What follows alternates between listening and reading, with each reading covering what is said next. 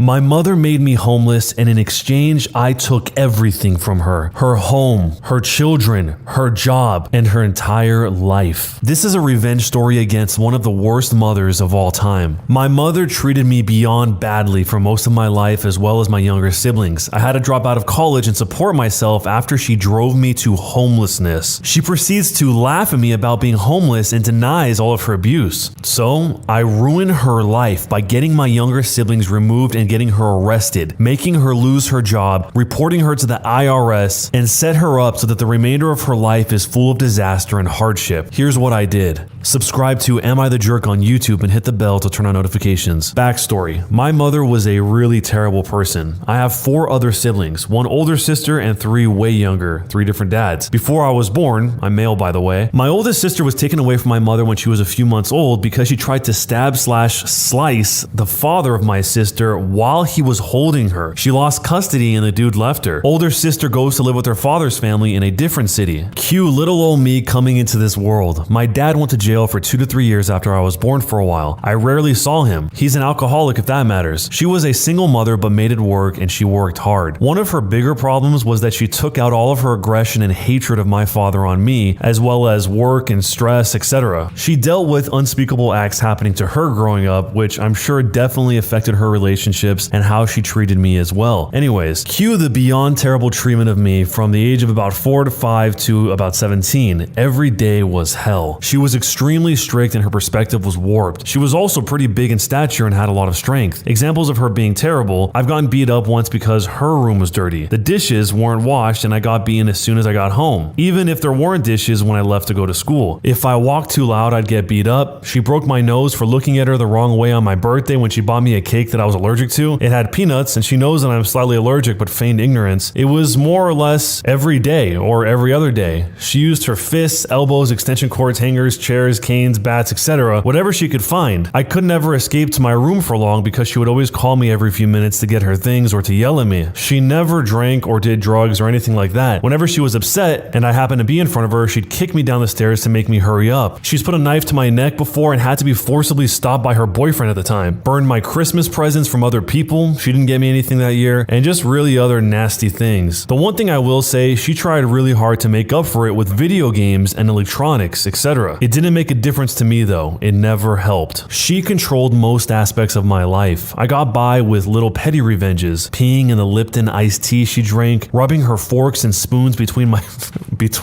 butt cheeks before I served her dinner, ignoring her screams for help when she had kidney stones. How am I supposed to help anyways? But by the time I got to high school, I turned to drink. I resented her and the negative atmosphere affected who I was as a person. I started to be cold and uncaring, calculated. She started kicking me out every few months, telling me to find somewhere else to live. At 15, she sent me away to a different country for a year and tried to keep my passport, but I made it back to the United States with the help of the embassy and my stepfather. She'd already left by that time and found some other dude. I came back senior year with no credits for the prior grade, which ended up with me getting a GED. I spent most of the time I could with my best friend and started working pretty crappy jobs. I was terrible at saving and I had accumulated loads of bad habits while growing up, so it didn't make much difference. She eventually told me that if I went to college, I would always have a place to live until I finished. Cue my first 2 semesters at a 2-year college. I maintained a 3.7-ish GPA. My teachers loved me and it was my escape. Towards the end of my second semester during finals, I came home late one night around 10 p.m. and my mother yanks open the door, screaming in my face, asking when I'll move out. I'm slightly sloshed and decide to completely ignore her and walk to my room. If I opened my mouth, that day would be the day that I blew up and cursed her out. I've rarely ever raised my voice at her because it never ended well. Now at this point, I'm 19 years old and I've been doing school full time with no savings. I'm also fairly fit and could easily take my mom at this point. I never laid a hand on her or any woman. I hate violence. I get to my room, she rips open my door and starts yelling. I say nothing and stare at her. She walks away and calls the police on me, saying that she thought that I would murder her and my younger siblings. I don't know where she got that idea from, as she's the one who nearly killed me many times. I packed everything into a duffel bag and left 5 minutes afterwards. I failed all of my finals because I couldn't make it to my school. Things kind of spiraled, and the next 2 to 3 years were me on and off homeless. I survived the best I could in a big city with no college degree and made a lot of bad choices due to my bad habits. Eventually, I found a profitable hobby that gave me meaning, and through that, I started to work my way up. I got my own apartment, had a full-time job, and did my hobby on the side. died. I hadn't kept contact with my mother at all, but my younger sister, who was old enough to have a phone, found me on social media, so I saw photos and such. She didn't have it anywhere near as bad, but she did get struck occasionally. My mother reached out via email, all smiles, asking how I've been. Now guys, I've always been envious of the relationship most people have with their mothers, so I gave her a chance and I gave her a call. We talked for a few minutes and everything was civil and seemed like things would be okay, but then she asked me what I've been up to these last few years, and I told her honestly that I was homeless for a while and I struggled a lot after what she did to me, but I worked my way out of it. She literally laughs. She laughed for a few seconds in a very condescending kind of chuckle and then said, "Well, I never did a thing to you, so you don't know what abuse is. It's your own damn fault you were homeless. So how about you?" But by that point, I hung up. I was speechless and fuming. I don't know what it is. Okay, B, I've spent too long letting you destroy my sanity. Now is the time. There were a few things my mother didn't know. One, I knew for a fact that the current well-paying job she had was gotten on lies, as she had never got her college degree and lied about it on her resume. Two, I had access to all of her email accounts and cloud storage accounts since I was the one that set them up when I was younger, and she never changed her passwords. Lastly, she definitely wasn't aware that from 13 years old and on to the last time she struck me, I took photos of all of the bruises, marks, wounds, bloody noses and saved them to my computer and then Google Drive. And on top of that, my little sister had been sending me photos via social media of the bruises she got from her. The first thing I did was compile all of those photos and videos into one folder. I then reached out to CPS in my city and explained what was happening to my siblings and what happened to me in the past, and I had mountains of proof. Since I've called the cops on my mother before and the thing happened with my older sister, there was immediately a home visit. They arrived almost a day later with the police, and coincidentally, my mother was literally in the process of giving out a whooping when they were knocking. Cue an emergency removal of all of my siblings from the house and my mother getting arrested, though she was released hours later. I was getting day-to-day play-by-plays because my mother's best friend is a blabbermouth, and everything my mother said she told her son, who related to me, without either of their knowledge. I sent CPS all the evidence and there's a legit case against my mother now. The next day I emailed and then called her job to inform them that she had lied about a very necessary college degree as well as current events in her life, which sparked a background check. She was fired days later. Say adios to $75,000 a year and a blacklist in the only industry you know how to work. I then spitefully deleted every cloud account and email address I ever made for her, which was all of them, which I'm sure will make keeping up with a lot of bills and etc. nearly impossible. I then anonymously reported her to the IRS because of the tax fraud that she committed for years by claiming people's children that weren't hers, with a lot of detailed information since I lived with her while she did it. So now my mother lost all of her kids and her job. I'm meeting with a caseworker from CPS next week to talk more about what happens moving forward, but I do know they're not going back. I don't know how she's going to pay her mortgage now and survive. I'm sure she's going to get a call from the IRS, who will be looking for a few $1,000s that she owes them. She also has to go back to court in a few months. Not exactly sure what she was charged with, but I'll update when I find out how everything turns out. Side note, she isn't aware that I am the cause of any of this. I plan on keeping tabs on her and waiting until it seems like she's close to death before I tell her it was all me and that I peed in her Lipton. An update from the future includes more information. Number one, I am psychologically not in the position to take care of my younger siblings or to take on a parental role. I came very close to unaliving 2 years ago, and I'm just trying to work on my drink problem and the other habits that keep me in a cycle of instability. No, I haven't been to any programs or therapy. I don't think it will help me in regards to my nearly constant apathy and etc. Number two, my youngest two siblings weren't really bothered much. It was mostly my little sister after I left who got most of it, but luckily it wasn't anything near the level I had to deal with. Number three, I'm also incapable of taking custody because I don't have an apartment anymore due to bad decisions I made while sloshed recently. So I'm back to homeless, but I crash with a friend every once in a while. I am very well aware that I am an influence on my younger siblings, and I'm trying to stay consistent with doing everything I can to be a better, more stable person for them so that maybe I can finally build a real relationship with someone in my family. I'm sorry to disappoint everyone who keeps wishing me more success. And lastly, number four, aside from my little siblings, I have zero contact with anyone else in my family, and even then it's been very rare because I've had to avoid my mother to see them and didn't want her knowing I kept in contact, meeting my little sister after school, FaceTime, etc. The rest of my family were well aware of what she did and distanced themselves. I don't plan on reaching out to them as I'm not good at maintaining relationships with mostly anyone anyways. I'm sorry for making this even longer than it already is. I'm sorry to anyone that I made feel sad after reading this. That wasn't my intention. To all the people who had to deal with something similar, I'm really sorry that happened to you. I wish I could help you, but I don't know how I can. To all the people who disagree with my actions, I'm sorry I acted in a way that you didn't like. I just wanted to share my story. Also, for those concerned, my 3 siblings are currently being housed together, and I made it very clear I will do anything to make sure they aren't separated, but I know that anything can happen. I stay in constant contact, and they are all doing well. Lastly, everyone keeps telling me to look into therapy and AA, as well as people hinting that I may be depressed. I don't really know what my next step is in regards to that. I don't like to think about my feelings too much, but I do know I need to stop drinking. It doesn't help at all. So, am I the jerk for utterly destroying my mother's life after what she did to me? This is honestly a devastating story. Really, no one wins. The mother is taking her anger and frustration out on the OP and siblings. The OP, the original poster, is getting revenge on the mother, which indirectly does harm the siblings because they are also benefiting from the mother's job. And the siblings overall don't even get to do anything. They're kind of just the victims of whatever happens to them, which is the saddest part. Obviously, in addition to what happened to the OP over the years. But where do you even go from a situation like this? How can you rebuild after all of that? And eventually, when the OP is able to take on the siblings, which I'm assuming the OP would want to do eventually, that's going to be tough, really tough. But at least the OP is aware that he isn't psychologically in the position to take care of the younger siblings, given everything that happened and the drink problem that he actually admits that he has. So what would you say to someone in a situation like this? Let me know down below, and of course, jerk or not a jerk, and why. Am I the jerk for asking my wife not to cook for me anymore? I'm a 30-year-old male and my wife is 26. She is a disaster in the kitchen. She leaves a huge mess behind after she's done with cooking. She uses a zillion utensils to make coffee. Don't ask me how, it's an unsolved mystery. Today, she said she learned this new recipe from her mom and went into the kitchen to prepare it. When she was done, it turned out to be vodka pasta. It tasted horrible because she added an entire bottle of vodka. She also put too much salt and it ended up tasting like salt with pasta on the side rather than pasta seasoned with salt. I told her to make whatever she wants only for herself and never for me, and also to clean up in the kitchen after she's done cooking. To add, I've always cooked for us ever since we got married. I don't even mind cooking for her. She has no reason to cook for both of us. She says she wants to learn to cook, so I told her to make herself food and I'll taste a bit to tell her what she could do better. For some more information, I work as a chef at a restaurant and I work nearly 12 hours a day, so I have just enough time to get as much work done as possible at home and then go to sleep. When my wife cooks, the food turns out to be inedible and ends up in the trash. Then I have to clean up, cook again, and clean them again, once again. So it's so much work for me. She refuses to go to a cooking class too. I don't have time to teach her. So am I the jerk? The first question I have is, why isn't she cleaning up after she makes this huge mess? If the person she's cooking for isn't even eating the food that she's cooking and he doesn't want that food, then why should she not have to clean up what she used to make that food? Especially if he has to go back in, clean her dishes, cook for himself again, and clean those dishes a second time, or pots and pans, whatever he's using. We don't know the situation between the husband and the wife here, but from what the husband's saying, it sounds like the wife doesn't respect his time when he's already working 12 hours a day and going through this whole process of having to clean up after her and then make them brand new food every time. The easy solution here is just ask her to clean up after herself and say, hey, I would really, really want you to go to this cooking class, or just hang back on cooking until I have more time to teach you in the future. I know a lot of people think that that is a very rude way to handle the situation, but if you don't communicate about what the actual issue is, how can she ever know what to fix? So let me know, jerk or not a jerk, and why. Am I the jerk for using my theater voice to scare my friend's annoying neighbor? I have performed in amateur theater for over 20 years and can now project my voice quite a distance thanks to the many roles I've had. This is important later. 2 weeks ago, I was staying at my friend's house overnight because I was helping with renovations and it was just easier to stay the night and finish the renovation the next day than make 2 return trips. Plus, his wife is a great cook. They have told me many stories about their annoying neighbor across the road who complains when their kids are playing outside, or they don't like seeing so many cars parked across the street when my friends are hosting a dinner party. WTH? So Sunday morning at 7:15 a.m. there is a rapping at my door and I open it as I was making coffee. It's the old witch neighbor telling me that I have to move my work truck now. It's parked in front of my friend's house because she has guests coming over for lunch at 11:30. Never being at my best on an early Sunday, I go full King Lear, raising myself up and giving her a death stare and say, "Begone, you feculent hag, and take your miserable and selfish behavior with you." She screamed and ran away. A pretty good burst of speed for a 66-year-old, lol. I woke up everyone in the house. The neighbors' dogs on both sides went crazy barking, and a few people came out of their houses to see what was going on. I just waved and said, sorry. My friend thought it was hilarious, but his wife thinks that I am the jerk for waking up their kids and disturbing the neighborhood so early on a Sunday morning. So, am I the jerk for scaring the old bat and waking up the neighborhood? They haven't heard from her since. So, it is kind of strange that she would come over at 7 a.m. and her friends weren't coming over for hours and hours later. But that doesn't mean it was okay to basically yell at her. And the reason I say yell is because she screamed. The OP talks about how far he can project his voice, and the fact that everyone around them, the neighbors, not only heard it, but reacted to it by coming outside. So that must have been pretty loud. And his reason for doing that was based on what his friends told him, and obviously being annoyed by what she was requesting as well. So I'm not saying she wasn't annoying, but getting that loud with her the very first time she asks you something is probably not the best way to handle it, even if it means that they didn't have to deal with her later, since at the end he says they haven't heard from her since then. So let me know what you think, jerk or not a jerk, and why. Am I the jerk for deleting my friend's wedding photos in front of them? I'm not really a photographer, I'm a dog groomer. I take lots of photos of dogs all day to put on my Facebook and Instagram. It's my thing, if that makes sense. A cut and a photo with every appointment. I very seldom shoot things other than dogs, even if I have a nice setup. A friend got married a few days ago and wanted to save money. Asked if I'd shoot it for them. I told him it's not really my forte, but he convinced me by saying he didn't care if they were perfect. They were on a shoestring budget and I agreed to shoot it for $250, which is nothing for a 10-hour event. On the day of, I'm driving around following the bride as she goes from appointment to appointment before the ceremony, taking photos along the way. I shoot the ceremony itself and the reception. I'm shooting the speeches and people mingling. I started around 11 a.m. and was due to finish around 7:30 p.m. Around 5 p.m., food is being served and I was told I cannot stop to eat because I need to be the photographer. In fact, they didn't save me a spot at any table. I'm getting tired at this point and kind of regretting doing this for next to nothing. It's also unbelievably hot. The venue is an old Veterans Legion and it's around 110 degrees Fahrenheit and there's no air conditioning. I told the groom that I need to take off for 20 minutes to get something to eat and drink. There's no open bar or anything. I can't even get a water and my 2 water bottles are long empty. He tells me I need to either be the photographer or leave without pay. With the heat, being hungry, being generally annoyed at the circumstances, I asked if he was sure and he said yes. So I deleted all the photos I took in front of him and I took off saying I'm not his photographer anymore. If I were to be paid the $250, honestly at that point, I would have paid $250 just for a glass of cold water and somewhere to sit down for 5 minutes. Was I the jerk? They went right on to their honeymoon and they've all been off of social media, but a lot of people have been posting on their wall asking about the photos with 0 responses. So am I the jerk for deleting my friend's wedding photos in front of them? The groom is the one who sounds like the jerk here. I get that it's really stressful in certain situations when you want things to go just right, but taking it out on the person who's doing a favor to you to try to help you is not the play. Maybe in the groom's mind, he thought he was doing the OP a favor by paying him the $250, not realizing how much wedding photography can cost. But even if that was the case, how could he not account for just getting his friend some food and water and just sitting down for a minute? It just seems so heartless, and in the future, he's probably going to really regret not having all those photos of his wedding because it sounds like nobody else was taking photos professionally. So who do you think was the jerk in this situation? The groom or the photographer OP? Let me know down below. When you subscribe, make sure to hit the bell to turn on notifications. To finish listening to all the stories in this series, use the playlist at the top of the description. And next time you live stream, use the Cream of the Crop music. Search for Cream of the Stream on Spotify or whatever music platform you use for copyright-free music to use for your stream. It's free. Cream of the Stream. Either way, thanks a lot for listening. We'll see you guys next time.